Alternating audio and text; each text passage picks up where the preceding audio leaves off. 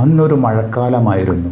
വിളഞ്ഞു നിന്ന നെൽപ്പാടങ്ങൾക്കരികിലെ നടവഴിയിൽ പട്ടാളക്കാരുടെ ബൂട്ട്സിൻ്റെ ശബ്ദം ഞെരിഞ്ഞമർന്നുകൊണ്ടിരുന്നു. ആ ശബ്ദം എത്തി നിന്നത് ചെറിയൊരു വീട്ടിനു മുന്നിലായിരുന്നു. ഒമൂറയിലെ ആ അമ്മയുടെ വീട്ടിനു മുന്നിൽ. ആ രാത്രിയിൽ അവർ അവളെ കുരിശിലേക്ക് കൊണ്ടുപോയി. ചരിത്രം കുരിശിലേറിയ ധാരാളം പുരുഷന്മാരുടെ കഥകൾ നമുക്ക് പറഞ്ഞു തന്നിട്ടുണ്ട്. എന്നാൽ സ്ത്രീകളുടെ കഥ നിങ്ങൾ ഇതുവരെ കേട്ടിട്ടുണ്ടോ? അൺടോൾഡ് ഹിസ്റ്ററി മലയാളത്തിൽ നിങ്ങൾ ഇതുവരെ കേട്ടിട്ടില്ലാത്ത ഒരു കഥയാണ് ഇന്ന് കേൾക്കാൻ പോകുന്നത്. കുരിശിൽ തറയ്ക്കപ്പെട്ട ഒരു അമ്മയുടെ കഥ. മാഞ്ഞു പോയതെങ്കിലും ലോകത്തെ നടുക്കുന്ന ഇത്തരം കഥകളാണ് ഞങ്ങൾ നിങ്ങളോട് പറയുന്നത്. 1629 ജപ്പാനിലെ ക്യൂഷു ദ്വീപ്. ടോക്കുഗാവ ഷോഗൻസ് ക്രിസ്തുമതത്തിന് വിലക്കേർപ്പെടുത്തി.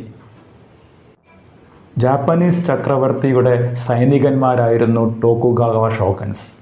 അന്ന് പുതിയ വിശ്വാസം സ്വീകരിച്ചവർ വേട്ടയാടപ്പെട്ടു.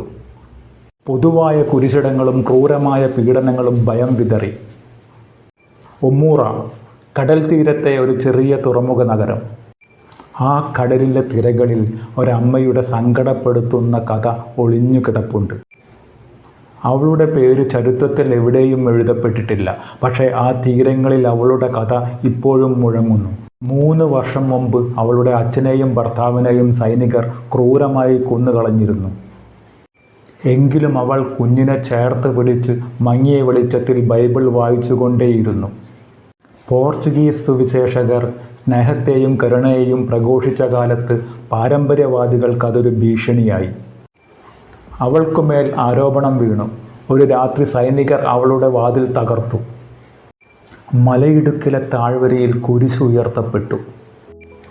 ജനക്കൂട്ടം നിസ്സംഗരായി അത് നോക്കി നിന്നു. കുഞ്ഞിനെ മാറോട് ചേർത്ത് പിടിച്ചിരുന്ന അവളോട് സൈനികർ ചോദിച്ചു, നിന്റെ വിശ്വാസം ഉപേക്ഷിക്കാമോ, അല്ലെങ്കിൽ നിനക്ക് മരണമാണ്. ഒരു നിമിഷം കണ്ണുകളടച്ച് അവൾ ശാന്തമായി പറഞ്ഞു, എൻ്റെ ശരീരം നിങ്ങൾക്കെടുക്കാം, പക്ഷേ എൻ്റെ ആത്മാവിനെ ഒരിക്കലും നിങ്ങൾക്കെടുക്കാൻ സാധ്യമല്ല. ഒമൂറയിലെ ആ അമ്മയുടേത് ഒരു സാധാരണ കുരിശുമരണമല്ലായിരുന്നു. മരം കൊണ്ടുള്ള കുരിശിൽ ആണിയടിക്കുന്നതിനു പകരം അവളുടെ കൈകൾ കൂട്ടിക്കെട്ടി തല വസ്ത്രം കൊണ്ട് മൂടി താഴെ തീയിട്ടു. അവളുടെ ശ്വാസം നിലച്ചുകൊണ്ടിരുന്നു. എങ്കിലും കണ്ണുകൾ ആകാശത്തേക്കുയർന്നു. അവളുടെ ചുണ്ടുകളിൽ നിന്നും അവസാനമായി ചില വാക്കുകൾ മുഴങ്ങി, മരണത്തോട് ഭയമില്ല, എൻ്റെ ആത്മാവ് സ്വതന്ത്രമാണ്. കാലത്തിന് പേര് മറന്നുപോയെങ്കിലും ആ സ്ത്രീയുടെ കുരിശുമരണം ഒരു മതകഥ മാത്രമല്ല, മരണത്തെ തോൽപ്പിച്ച മനുഷ്യൻ്റെ ഇച്ഛാശക്തിയുടെ കവിതയാണ്. ചരിത്രം പലപ്പോഴും പേരില്ലാത്തവരുടെ കഥകൾ മറക്കുന്നു. പക്ഷേ ഒമൂറയിലെ ആ അമ്മ ചിലത് നമ്മെ ഓർമ്മിപ്പിക്കുന്നുണ്ട്.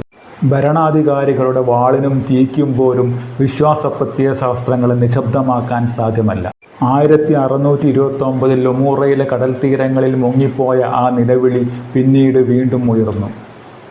1865 നാഗസാക്കിയിലെ പോസ്റ്റ്മൗത്ത് തീരങ്ങളിൽ ഒളിച്ചിരുന്ന ക്രിസ്ത്യാനികൾ വീണ്ടും 3 പതിറ്റാണ്ട് കഴിഞ്ഞ് പുറത്തു വന്നു.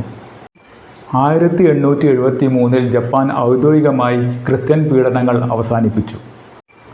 20-ാം നൂറ്റാണ്ടിൽ പൊടിമൂടിയ രേഖകളിൽ നിന്നും പേരില്ലാത്ത ആ അമ്മയുടെ കഥ വീണ്ടും വെളിച്ചം കണ്ടു. ഇത്തരം മറഞ്ഞുപോയ കഥകൾ വീണ്ടും കേൾക്കാൻ ചാനൽ സബ്സ്ക്രൈബ് ചെയ്ത് ബെൽ ബട്ടൺ അമർത്താൻ മറക്കില്ലല്ലോ.